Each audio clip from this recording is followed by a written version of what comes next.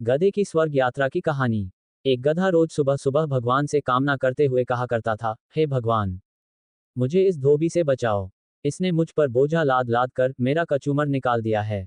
इसी प्रकार रोज वह गधा भगवान का ध्यान किया करता था। एक दिन भगवान ने सोचा, चलो आज इस गधे को दर्शन दे ही दूं। ये सोचकर भगवान स्वर्ग से उस गधे के पास आए।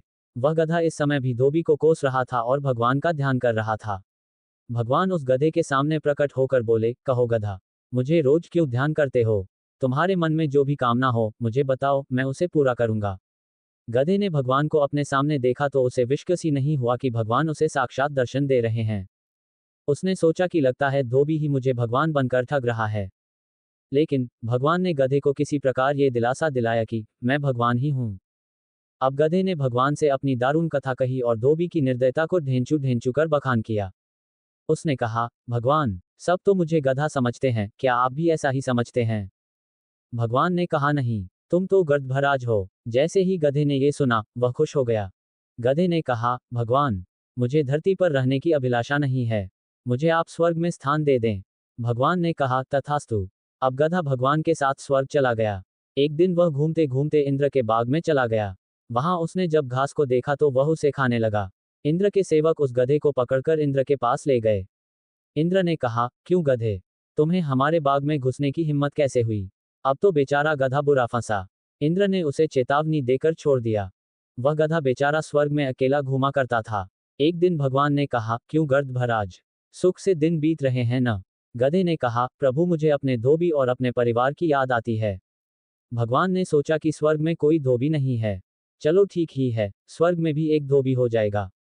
भगवान ने पुनः धरती से बहुत से गधों और धोबी को ला दिया। अब जब सारे गधे एक साथ जमा हुए तो अपने स्वलेरी ढेंचू ढेंचू से स्वर्ग को संगीतमय बना दिया। इंद्र के दरबार में जब ये ढेंचू ढेंचू का स्वर पहुंचा तो उन्हें आराम में ये खलल जान पड़ा। इंद्र ने गधों को फिर भी कुछ नहीं कहा, लेकिन गधों की ढेंचू ढेंचू की आवाज से जब स्वर्ग की शांति भंग होने लगी तो भगवान ने उन गधों को चेतावनी दी, देखिए गर्दभराज, ये स्वर्ग है, यहाँ आपकी ढेंचू ढेंचू नहीं चलेगी। गधे ने कहा, भगवान, मुझ पर जाति न कीजिए, क्या मुझे यहाँ बोलने का भी अधिकार नहीं मिलेगा? फिर मैं अपने इस ढेंचू ढेंचू को किसे सुनाऊंगा? अच्छा होगा कि आप मुझे पुनः धरती पर भेज दें। भगवान ने कहा, तुम्हारी जब धरती पर जाने की इच्छा ही है तो मैं अब क्या कर सकता हूँ? चलो मैं तुम्हें धरती पर भेज देता हूँ। गधे ने जब धरती पर जाने की बात सुनी तो वह खुश होकर नाचने लगा। तभी अचानक उसके पीठ पर एक डंडा पड़ा। धोबी उस पर ताबड़तोड़ डंडा बरसा रहा था। धोबी ने कहा, न जाने दिन में सोया सोया कौन सा सपना देखता रहता है। उधर गधा मन ही मन खुश हो रहा था कि चलो सपनों में ही सही, स्वर्ग की यात्रा हो गई। लेकिन मुझे स्वर्ग से अधिक प्यारी यह धरती ही है। ये सोचते सोचते उसने ढेंचू ढेंचू की आवाज लगानी शुरू कर दी।